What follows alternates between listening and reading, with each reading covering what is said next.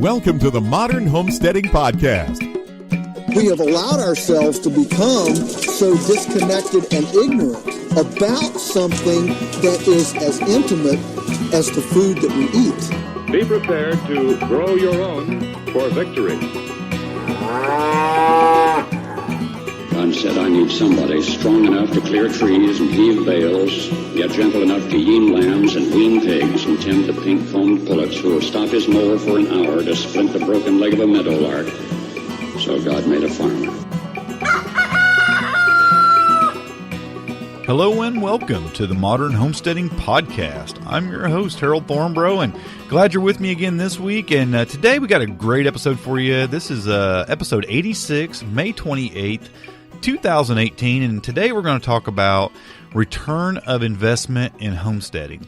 And I hope you all are having a great springtime / summertime, because I say that because the weather is like summer weather. I mean, we're hitting temperatures in the 90s here in Indiana, which is unseasonably warm, and it's a little challenging, but I'm enjoying it because we're able to get a lot of work done, and I hope it's the same for you on your homestead, that you're really able to really catch up on all those springtime chores and all the things you have to do. But I do know it comes with some challenges when it comes to gardening and taking care of the livestock and things like that as well. But I hope it's all going well for you. Today's podcast question comes from Kolbi. Kolbi asks, I would love to hear more about if you feel that the financial investments you've made for homesteading projects have helped you save money later. For example, have your gardening expenditures begun to pay for themselves in terms of produce you've harvested? If not, do you think they will over the course of several years? Same for, say, quail. Have you been able to start making up your infrastructure costs?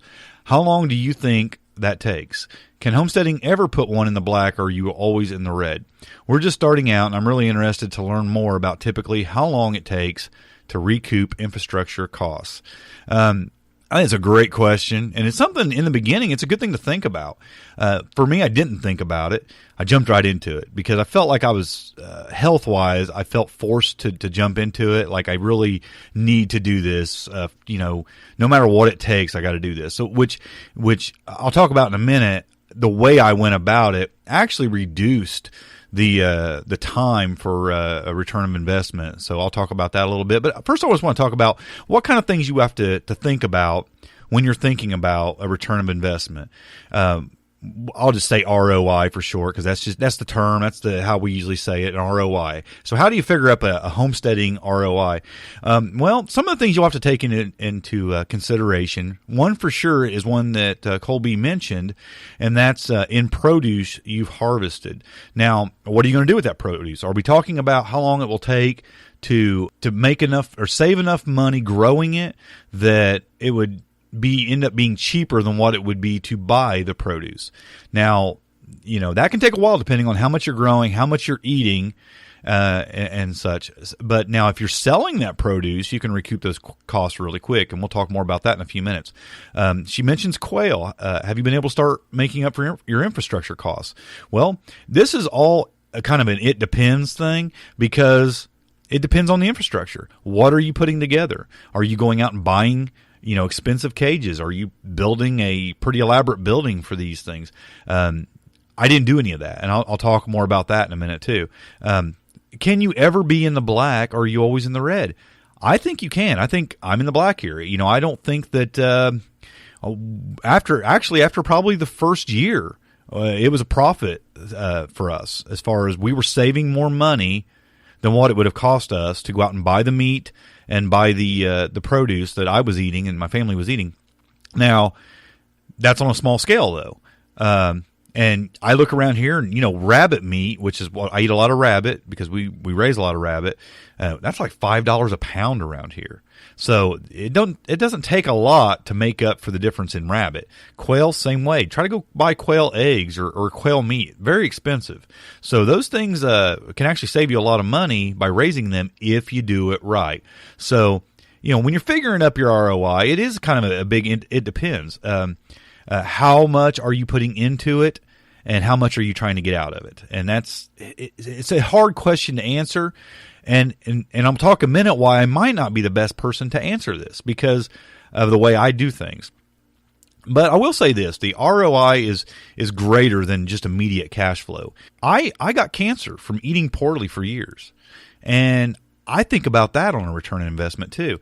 When I look at what cancer costs, it's outrageous. I mean, the price of chemo, the doctor bills, I mean, tens of $1,000s a year I spend on tests and whatnot. Don't anymore, but I was the first 2, 3, 4 years after cancer. Very expensive. I mean, this stuff is and when I look at it, when I think about the money I saved eating garbage, eating bad food all those years, it would have been far, far cheaper to buy organic produce. And when I think about the return of investment of growing and raising my own food, I have to consider that for the future. And that's something you'll never know. I mean, you can't look down the tunnel and think, if I kept eating this way, would I get cancer or would I have health issues as a result of it? Not everybody does. A lot of people do, though, and there's a good chance you would have. And there's doctor's expenses, medical expenses tied to that you could never really know. So, I mean, it's just a matter of taking a chance on that, For me, I got a big taste of it, and I consider that part of my return of investment as well. Money saved long term on doctor's expenses.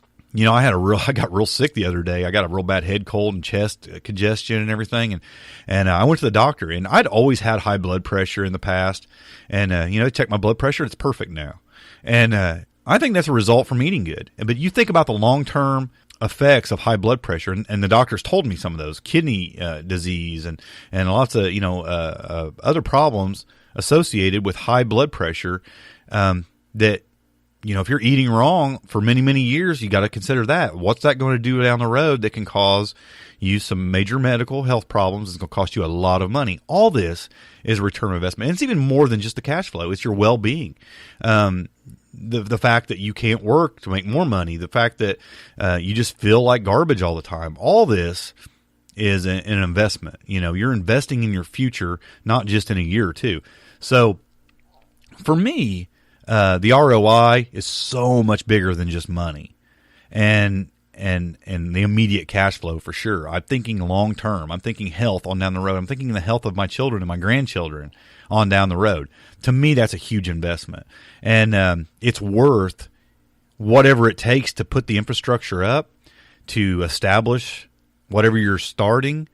And even if you don't see return on your investments for years, to me, it's worth it.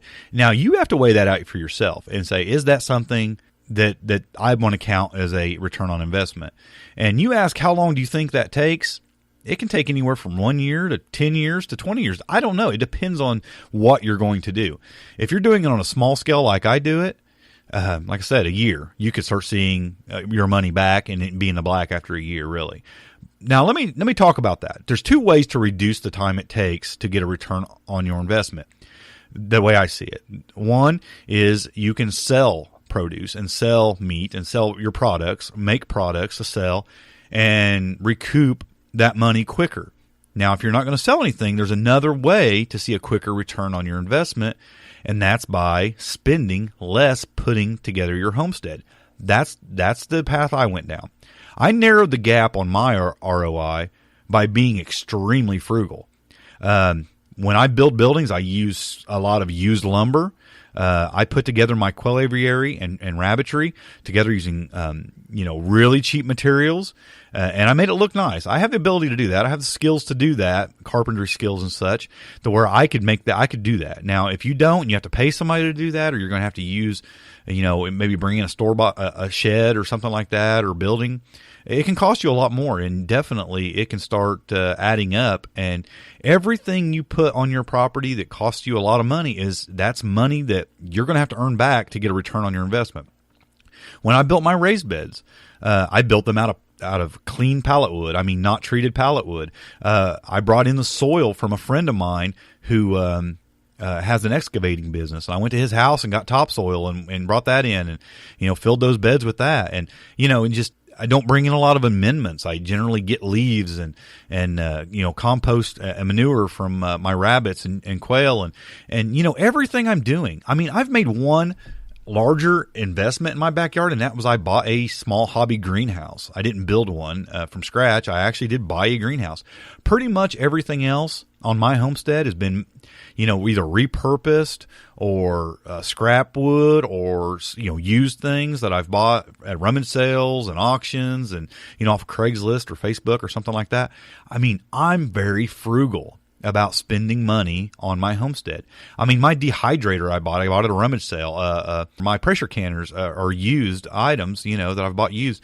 Everything I have pretty much is a second hand or free or repurposed or reused item. I try to do a lot of that. Now, I do think it's important to try to make things look good, not to look trashy and everything. So I'll paint things and fix things up and make them look as good as I can. But I don't usually buy a lot of new material, and that greatly reduces my return of investment. Like I said, I started seeing profit the first year because I didn't spend a lot of money. I just didn't spend. I mean, I spent a couple $300-$400 my first year.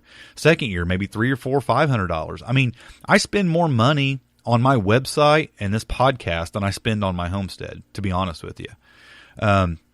Because I use so many used and even sometimes free materials to build my homestead.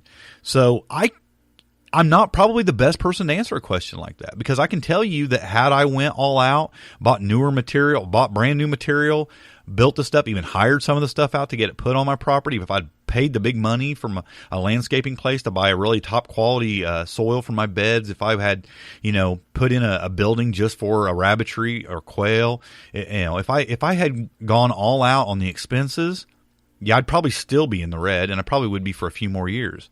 So it's all about, to me, how you're going to put your homestead together, and what are you going to do once it's put together. Are you going to develop a product to sell? That can greatly reduce your ROI.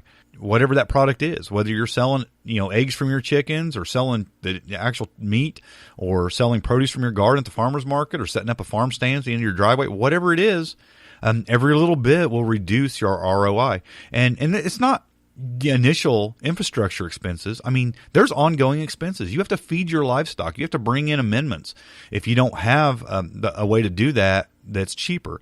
I feed my animals a lot of forage and a lot of comfrey that I grow here on my homestead and things like that.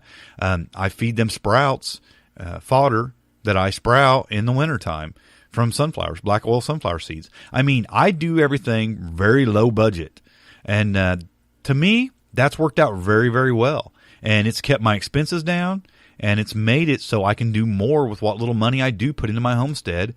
And I'm able to eat better. And I'll just be honest with you, I find it to be a lot of fun. I love living frugally, and I love doing things that way. I feel better about myself. I feel better about the way I'm treating the planet. I'm not, I'm reusing and repurposing things. And it's just a lot of fun for me. I love to see what I can do on as little money as I can spend. So that's what I have to say about that question. I mean, it's a great question. It's a very hard question to answer, though, because it's going to be different depending on your situation, the skills you have, the materials you can get cheap, and just what you're wanting to put into it. When you're starting out, I say do everything as cheap as you can, because you're going to see a lot quicker return of investment. And to me, honestly, if you're concerned about this, putting too much money into a homestead and what you're going to get out of it, if you spend very much on it, you're probably going to not be happy with what you're going to get out of it, because it does take a while. I mean, organic vegetables are expensive. Organic meat, even more so. And if you can grow that stuff on your own, it's going to save you a lot of money, but buildings are expensive. Lumber is expensive. Soil is expensive. All these things add up. The amendments, they're expensive. You go to the store and buy these things, you can spend thousands upon thousands of dollars a year building a homestead. Or you can do it on a couple $100 a year like I do. And it works out really well for me. So it's going to be completely different for everybody. And, I'm the frugal one. If you want to talk to somebody who's went all out and spent the big money, you might have to try to find somebody else to talk to you about that. But the way I do it is on the cheap. And if you've ever seen pictures of my homestead, I think it looks pretty good for being built on the cheap. and it definitely functions pretty well also. So that's my answer to your question. Great question. I know not a great answer for some in some situations. So there you have it, folks. Recommendation for today. I'm actually going to recommend something of my own. I'm going to recommend that you join my newsletter, because when you join my newsletter, if you go to my website, smalltownhomestead.com, there's a place up in the corner. There might be a pop-up. There's always something at the bottom of the post where you can sign up for the newsletter. And when you sign up for the newsletter, you will receive a free PDF called 21 Tips for Homesteading on a Budget. It's not elaborate, but there's 21 things I talk about in that PDF. It's just a downloadable thing you can read.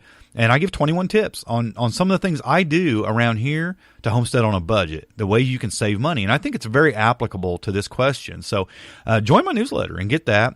Plus, you'll get a newsletter usually once a week. I try to send out a newsletter. Sometimes it's a little more spread out than that. Sometimes it's a little bit more often than that. So it's just kind of all over the place. I don't have a set day when I send out the newsletter, but I usually give updates on podcasts. And if there's something cool I want to tell you about, I'll pop it in a newsletter. But join up for the newsletter and get that free PDF, because I think the 21 tips for homesteading on a budget could be really helpful for folks to reduce your ROI on your homestead. So check that out. On today's Homestead Life segment, that's the segment where I share something that's better in my life because of homesteading. It goes along with what I talked about in this episode, and it's that, I don't not eat healthy food because it's expensive. Because of homesteading. That's something that's better in my life. There was a time before I had a garden and raised livestock that I ate really poorly. And it was mostly, a lot of it was just because of the expense of healthier meat and vegetables. And you know what? I no longer worry. I no longer have to worry about that in my life because I'm growing that and raising that. And you know what? My life is better because of that. And that's due to homesteading. And if you're not eating healthy food because of the expense of it, you should check out the Homestead Life. You should start homesteading because it can save you money and it can make you not eat healthy food, if that makes sense. Just because of that. And I know a lot of people like that. They really don't eat healthy food because it's so expensive. And I try to tell them, you can grow some things in your backyard, set up a couple raised beds and grow a little bit of food, because every time you're eating something healthy, it's one less unhealthy thing you're not eating. And so just anything you can grow or raise that's healthy and that hasn't been sprayed with chemicals and it's been grown organically, it's going to be that much better for you. So yeah, I don't not eat like that no more. And I think that's something that's a lot better in my life because of homesteading.